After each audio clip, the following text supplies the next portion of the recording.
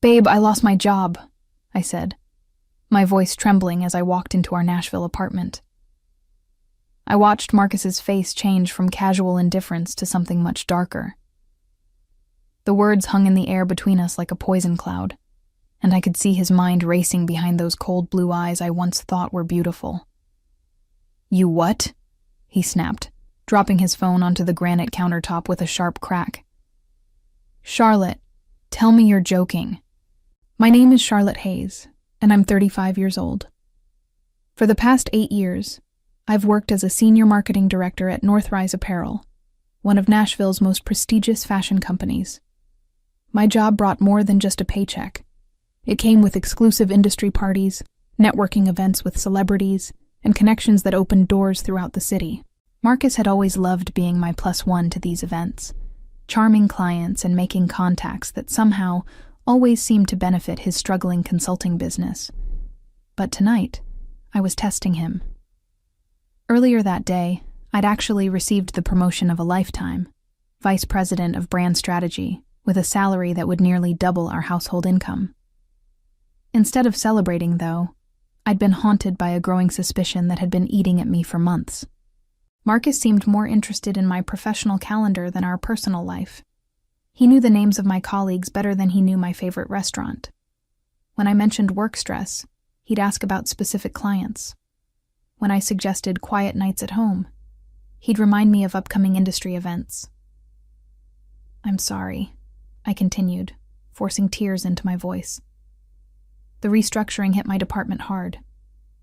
They let me go this morning." Marcus ran his hands through his perfectly styled brown hair, pacing our living room like a caged animal. "This is unbelievable. Do you understand what this means?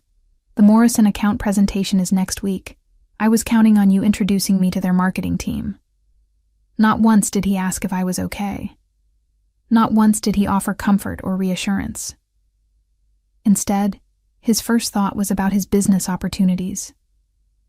My heart sank as I realized my worst fears might be coming true. "Marcus, I thought you'd be more concerned about me than your networking opportunities," I said quietly. "Concerned about you?" He laughed bitterly. "Charlotte, you just destroyed everything we've built. Your job wasn't just a paycheck. It was our entire social foundation. Without your position at Northrise, we're nobody in this city." The venom in his voice made me step backward. This wasn't the man I'd married 3 years ago. Or at least, this wasn't the mask he'd worn during our courtship. I met Marcus 4 years ago at a Northrise Apparel charity fashion show. He'd approached me during the cocktail hour, all charm and devastating smile, claiming he was interested in sustainable fashion consulting. Looking back now, I should have realized he'd researched the guest list and targeted me specifically. At the time, though, I was flattered by his attention and impressed by his knowledge of industry trends. Our early relationship had been a whirlwind of romantic dinners and weekend getaways, but I started noticing patterns after we moved in together. Marcus always seemed more energetic before my work events. He'd ask detailed questions about who would be attending, what they did, and how they might be useful for his business. When I'd come home exhausted from a long day, he'd perk up if I mentioned meeting someone new or landing a big client. "You're being dramatic," Marcus continued, still pacing. "You know how hard I've worked to build relationships in this industry. Your connections were supposed to help establish my consulting firm. Now what am I supposed to tell potential clients?" "Maybe you could tell them about your actual qualifications and experience," I suggested, my voice sharper than I intended. His face twisted with anger. "Don't act like you don't understand how business works, Charlotte. It's all about who you know, and you were my in. Without your job, we're just another couple struggling to make it in Nashville." I thought about all the times he'd encouraged me to attend networking events I didn't want to go to, how he'd practiced conversations about his business in our bathroom mirror before parties, how he'd always positioned himself strategically near influential people at industry gatherings. The signs had been there, but I'd been too trusting to see them clearly. "I've been supporting both of us financially for the past 2 years while you've been building your brand," I reminded him. "Maybe it's time you actually started earning some income instead of just collecting business cards." "This is exactly what I'm talking about," Marcus shot back. "You've always looked down on my work. You've never understood the long-term strategy. Building a consulting business takes time, and your position was supposed to give me that time." The way he said, "your position," made it sound like a tool rather than my career. I realized that, in his mind, I'd never been Charlotte the person. I'd been Charlotte the networking opportunity, Charlotte the social ladder, Charlotte the meal ticket to Nashville's business elite. "So what happens now?" I asked, curious to see just how far his selfishness would go. "I don't know," he said, throwing his hands up in exasperation. "I guess I'll have to figure out how to rebuild everything from scratch. This is just perfect timing, Charlotte. Really perfect." He grabbed his keys from the counter and headed toward the door. "I need some air. I can't deal with this right now." The front door slammed behind Marcus with such force that our wedding photo rattled on the side table. I stood in the sudden silence of our apartment, processing what had just happened. In my darkest suspicions, I'd imagined he might be disappointed about losing social connections. But I'd never expected such cold, calculating selfishness. The man I'd married had just revealed himself as someone who saw me as nothing more than a professional accessory. I walked to our bedroom and opened my laptop, staring at the email from my boss that had arrived that morning. "Congratulations on your promotion to Vice President of Brand Strategy," it read. "Your leadership and vision have been instrumental to our company's success, and we're excited to see what you accomplish in this new role." The salary figure at the bottom of the email represented financial freedom I'd worked years to achieve, but now it felt hollow knowing my husband only valued me for what I could provide professionally. My phone buzzed with a text from my colleague Jasmine. "Girl, I saw the announcement. Vice President before 36? You're killing it. Drinks tomorrow to celebrate?" I stared at the message, realizing I couldn't share my joy with the person who was supposed to be my closest partner. Instead, Marcus was out somewhere, probably calling his sister Vanessa to complain about his useless wife who'd just lost her value to him. I thought back to our wedding day, when he'd promised to love me, for richer or poorer, in good times and bad. Those words felt like a cruel joke now. He'd loved me for my corporate credit card, my industry connections, and my ability to get him into exclusive events. Without those things, I was apparently just an obstacle to his ambitions. The apartment felt different now, like I was seeing it clearly for the first time. The expensive furniture we'd bought with my bonuses, the art we'd purchased at charity auctions I'd gotten us invited to, the designer clothes hanging in his closet that he wore to my work events, everything had been funded by my success, yet he acted like I owed him more. I made myself a cup of tea and sat on our balcony, looking out at the Nashville skyline.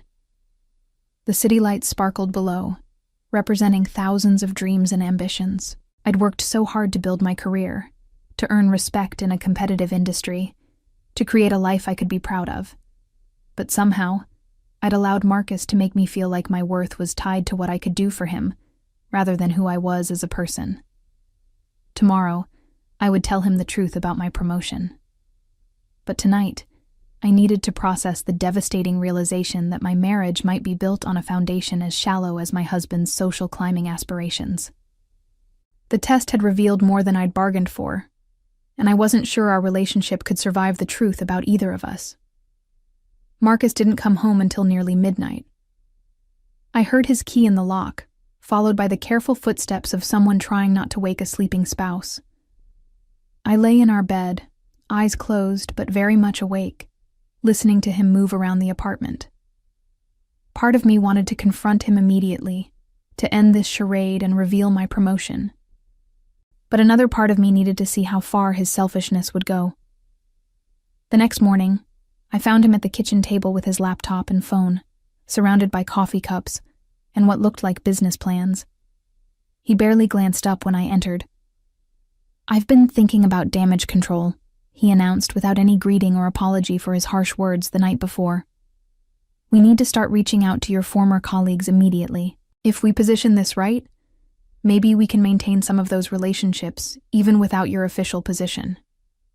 I stared at him, amazed by his audacity. "Marcus, I lost my job yesterday. Shouldn't you be concerned about how we're going to pay our bills?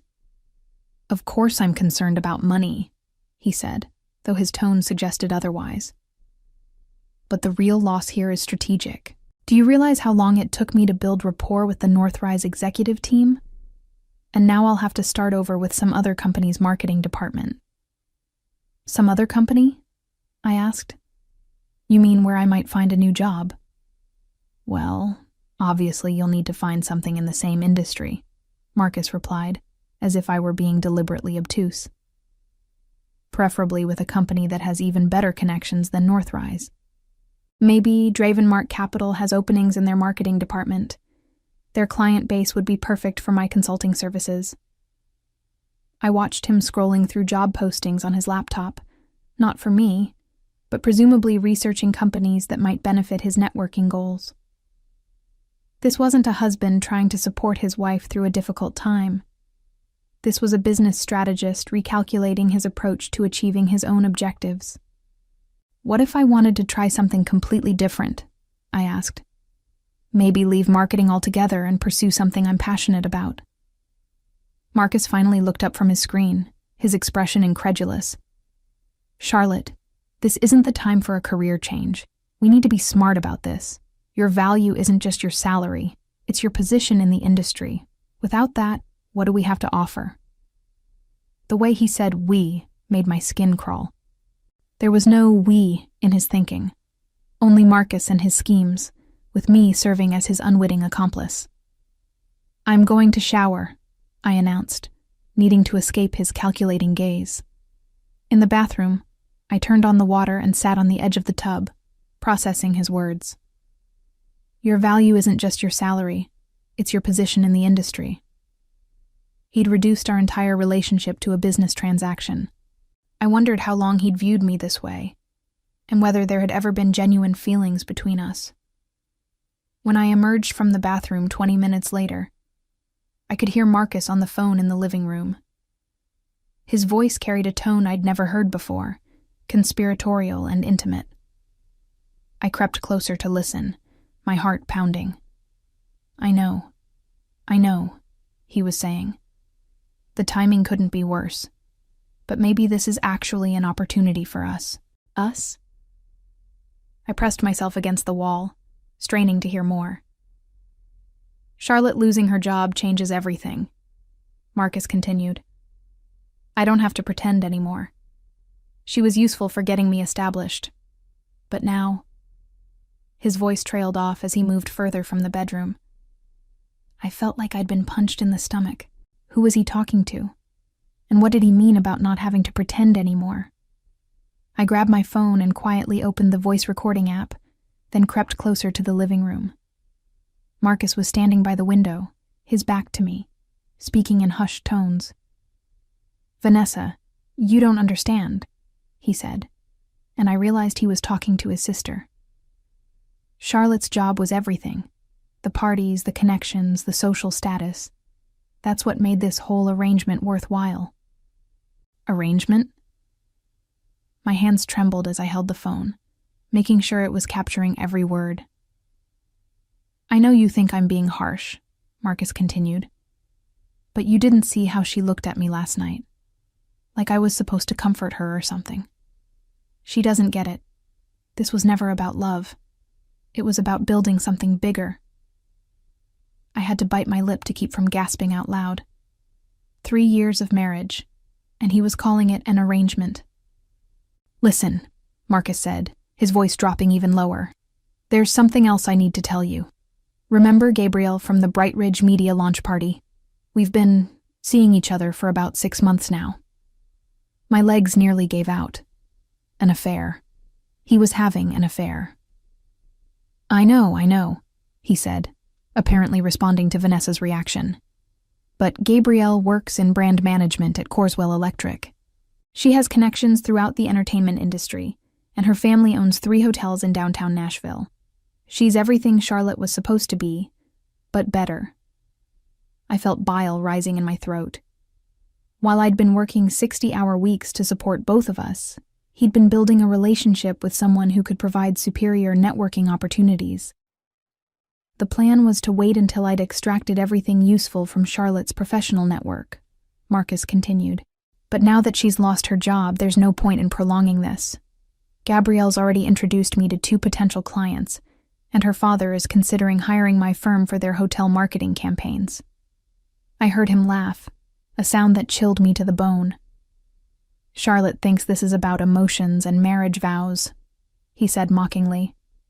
She has no idea that successful people don't make decisions based on feelings. Everything is strategic. I needed her position to launch my career, and now I need Gabrielle's connections to take it to the next level.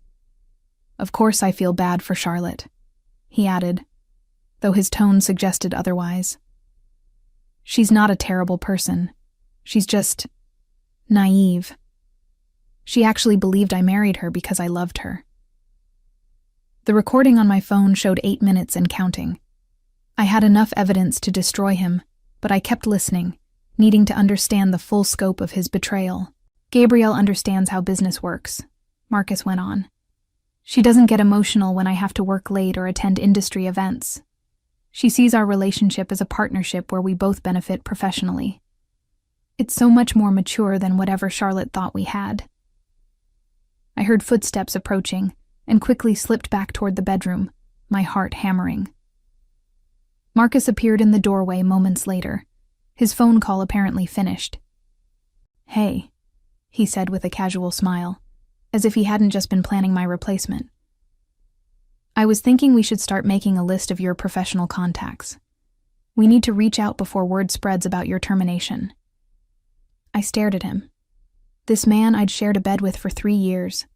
This stranger who'd been systematically planning to discard me once I'd served my purpose. He had no idea that I'd just recorded his confession, or that everything he thought he knew about my situation was a lie. "Sure," I managed to say.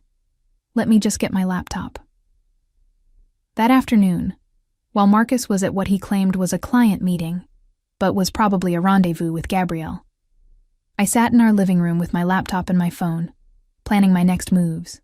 The recording of his phone call was safely backed up to my cloud storage, along with screenshots of his text messages I'd managed to access while he was in the shower. I called my friend Jasmine, who worked in our company's legal department. "Charlotte," she answered cheerfully, "please tell me you're ready to celebrate your promotion. I've been dying to take you out." "Actually, I need your advice about something more serious," I said. "Hypothetically, if someone discovered their spouse was having an affair and planning to leave them for financial reasons, what would be the best way to protect themselves legally?" There was a pause. "Charlotte, please tell me this is actually hypothetical." "I wish it were," I admitted, and told her everything. The fake job loss, Marcus's reaction, the recorded phone call, and the affair with Gabrielle. "Okay, first of all, document everything," Jasmine said immediately. "Keep that recording safe, and start gathering evidence of your financial contributions to the marriage. If Marcus has been using your income to support his business, you'll want proof of that." "What about the affair?" I asked. "Tennessee is a no-fault divorce state, so adultery doesn't automatically affect asset division," Jasmine explained. "But if you can prove he was planning to leave you for someone with better financial prospects, that could demonstrate fraud or deception, especially if he was using your resources to court his replacement." I spent the next few hours creating a comprehensive file, bank statements showing my income supporting our lifestyle, emails where Marcus discussed business strategies that relied on my connections, photos from industry events where he'd clearly been networking instead of supporting me, and of course the damning phone call recording. By the time Marcus returned home that evening, I had everything organized and safely stored in multiple locations. He walked in with flowers, cheap grocery store roses that looked like an afterthought. "Peace offering," he said, with what I now recognized as his calculated charm smile. "I know I was harsh yesterday. This whole situation has me stressed, but I shouldn't have taken it out on you." "It's okay," I lied, accepting the flowers. "I understand you're disappointed." "I've been thinking," Marcus continued, settling onto the couch beside me. "Maybe this is actually an opportunity. You could find something even better than Northrise. I've been researching companies that might be good fits for your skill set. I had to admire his commitment to the performance. Oh? What did you find? Well, there's Corswell Electric, he said, and I had to fight to keep my expression neutral. They're expanding their marketing department, and they have incredible industry connections. The company president's daughter works there, and she's apparently very well connected in Nashville's business community. Of course, he would suggest Gabrielle's company. The audacity was breathtaking. That sounds promising, I said carefully. How do you know so much about their operations? Marcus's smile flickered for just a moment. I did some research online. Their marketing team has an impressive portfolio. More lies, stacked on top of his foundation of deception. I wondered if he'd ever told me the truth about anything during our relationship. I have some good news, I announced, deciding it was time to begin my counterattack. I heard back from Northrise today. Apparently, there was a mistake with my termination. They want me to come in tomorrow to discuss my options. The relief that flooded Marcus's face was almost comical. Really? That's fantastic. What kind of options? I'm not sure yet, I said innocently. But it sounds promising. I could practically see the gears turning in his head, recalculating his timeline for discarding me, now that I might still be useful. The next morning, I dressed in my best suit and left the apartment, telling Marcus I was going to Northrise for my meeting. Instead, I drove to Corswell Electric's downtown office building. It had taken me exactly 3 phone calls the night before to confirm that Gabrielle Wellington worked there as brand manager, and that she was indeed the daughter of hotel mogul Charles Wellington. I parked across the street and waited. At 11:30 a.m., I saw Marcus's silver sedan pull into the parking garage. 20 minutes later, he emerged with a striking blonde woman wearing an expensive dress and carrying a designer handbag. They walked to a nearby cafe, their body language unmistakably intimate. I followed at a distance and positioned myself at a table where I could observe them clearly. They sat close together, her hand resting on his arm as he showed her something on his phone. When she laughed at whatever he was saying, she leaned in and kissed his cheek, a gesture that felt like a knife twisting in my chest, not because I still loved him, but because of the sheer brazenness of his deception. I took several photos with my phone, making sure to capture their faces clearly and document the timestamps. Then I called the cafe and asked to speak with the manager. "Hi, this might sound strange," I said when she came to the phone, "but I'm a private investigator working on a case. I'm currently observing 2 people at table 7, the man in the navy suit and the blonde woman. Would it be possible to get a receipt showing the date and time if they pay with a credit card?" "I can't give you private financial information," she said. "But I can confirm if someone was here at a specific time if you have a legitimate legal reason." "That would be perfect," I said. "I'll be in touch." Marcus and Gabrielle spent nearly 2 hours together, and their goodbye was anything but professional. I had enough evidence to prove the affair, but I wanted more. I wanted to understand exactly how he'd been using my professional relationships to court his replacement.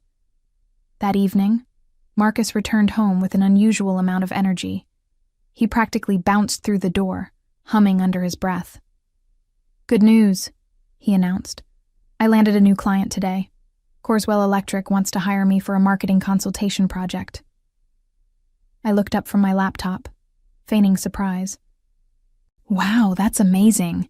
How did you hear about the opportunity?" "Just good timing," he said vaguely. "I've been networking in the right circles." "What's the scope of the project?" I asked, curious to see how much he would lie. "Brand positioning for their hospitality division," Marcus replied. "Apparently they're expanding their hotel partnerships and need fresh marketing strategies." Everything clicked into place. Gabrielle had given him insider information about her father's business expansion, and Marcus was using our joint savings to fund his consulting materials while positioning himself as an industry expert. He was literally using my money to impress his affair partner's family. "That's wonderful, honey," I said sweetly. "When do you start?" "Next week. And the best part is, if this goes well, they might introduce me to some of their partner companies. This could be the breakthrough I've been working toward. I nodded enthusiastically while mentally calculating how much of our joint money he'd been spending on his relationship with Gabrielle. The expensive dinners he claimed were client meetings, the new clothes he'd bought for important presentations, the sudden interest in luxury hotels where he said he was researching industry trends. It had all been courting activities funded by my income. "I'm so proud of you," I said, meaning every word ironically. "You've worked so hard for this opportunity." Marcus beamed, completely oblivious to the fact that his wife had just spent the day documenting his adultery and was planning to destroy every aspect of his carefully constructed deception. "Tomorrow, I tell him about my promotion," I said to myself after he went to bed. And then the real fun begins. Within 6 months, Marcus's entire scheme had collapsed spectacularly. When I revealed his affair and manipulative behavior to our professional network, word spread quickly through Nashville's tight-knit business community. Corswell Electric terminated his consulting contract immediately after Gabrielle's father learned about the relationship, and several other potential clients withdrew their interest once they discovered how he'd been exploiting personal relationships for business gain. His reputation as an opportunistic social climber made him virtually unemployable in the industry he'd tried so hard to infiltrate. Gabrielle, faced with the embarrassment of her father's disappointment and the revelation of Marcus's calculated approach to their relationship, ended their affair and transferred to her family's hotel operations in Atlanta. Marcus, left with no income, no prospects, and a network of burned bridges, was forced to move back in with his mother in Memphis while working at a call center to pay his bills. Meanwhile, my promotion to vice president had opened doors I'd never imagined, leading to speaking engagements, board positions, and genuine friendships with people who valued my expertise rather than my connections. As I stood in my new corner office, overlooking the Nashville skyline, I reflected on how testing Marcus had revealed not just his true nature, but my own strength and worth. Sometimes the most devastating betrayals become the greatest gifts, freeing us to discover who we really are when we stop trying to be what others need us to be.